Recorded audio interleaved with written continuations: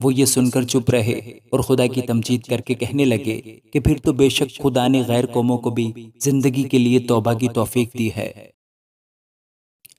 خداوند کے زندہ اور پاک کلام میں سے اعمال کی کتاب اس کا 11واں باب۔ اور رسولوں اور بھائیوں نے جو یہودیہ میں تھے سنا کہ غیر قوموں نے بھی خدا کا کلام قبول کیا۔ جب پطرس یروشلم میں آیا تو مختون اس سے یہ بحث کرنے لگے کہ تو نامختونوں کے پاس گیا اور ان کے ساتھ کھانا کھایا۔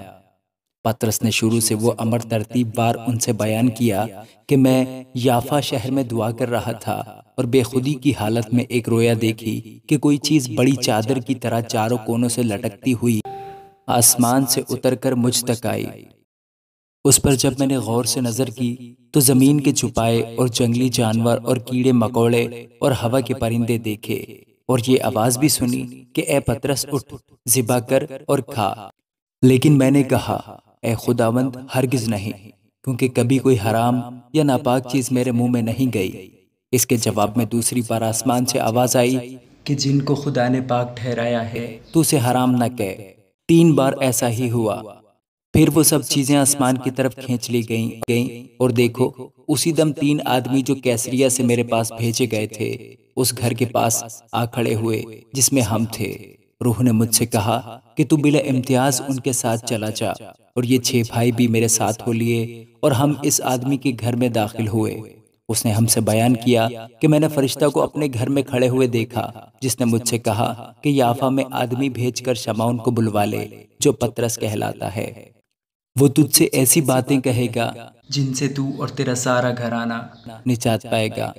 جب میں کلام کرنے لگا تو روح القدس ان پر اس طرح نازل ہوا جس طرح شروع میں ہم پر نازل ہوا تھا، اور مجھے خداوند کی وہ بات یاد آئی جو اس نے کہی تھی کہ یوحنا نے تو پانی سے بپتسمہ دیا، مگر تم روح القدس سے بپتسمہ پاؤ گے۔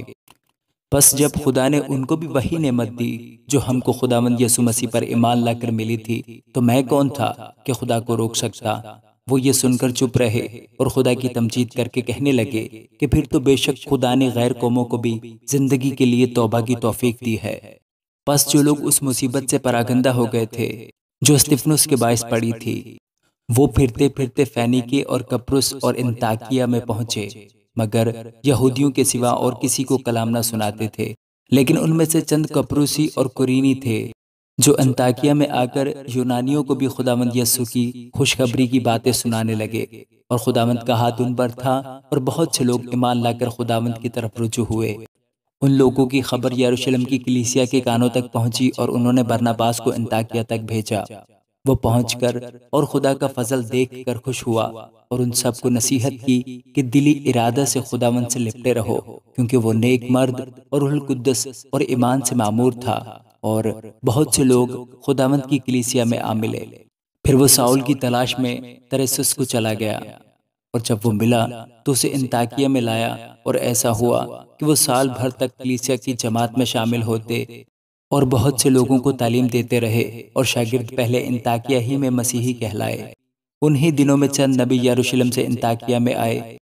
ان میں سے ایک جس کا نام اگابس تھا کھڑے ہو کر روح کی ہدایت سے ظاہر کیا کہ تمام دنیا میں بڑا کال پڑے گا، اور یہ کلودیوس کے عہد میں واقع ہوا۔ پس شاگردوں نے تجویز کی کہ اپنے اپنے مقدور کے موافق یہودیہ میں رہنے والے بھائیوں کی خدمت کے لیے کچھ بھیجیں۔ چنانچہ انہوں نے ایسا ہی کیا اور برناباس اور ساؤل کے ہاتھ بزرگوں کے پاس بھیجا۔ آمین۔